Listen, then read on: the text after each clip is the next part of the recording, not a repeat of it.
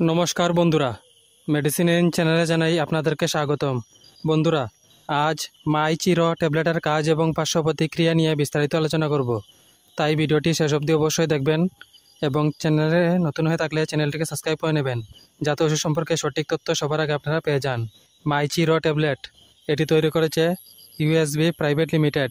এটি যে উপাদান দিয়ে তৈরি করা হয়েছে তা হলো myo inositol, D chiro inositol, microcrystalline cellulose, cross povidone, talc, maize starch, povidone K30, sodium benzoate, colloidal silicon dioxide, magnesium stearate, thickener এবং সিনথেটিক ফুড কালার।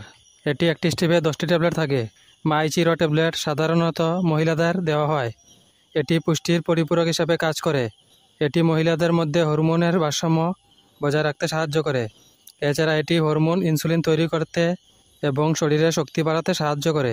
এই ওষুধ সেবন করার নিয়ম হচ্ছে একটি ট্যাবলেট করে দিনে 2বার খাওয়ার পর খেতে হবে।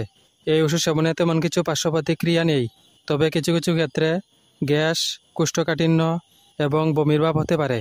যদি এরকম সমস্যা দেখা দেয় তাহলে ওষুধ সেবন বন্ধ করে অবশ্যই চিকিৎসকের পরামর্শ নেবেন।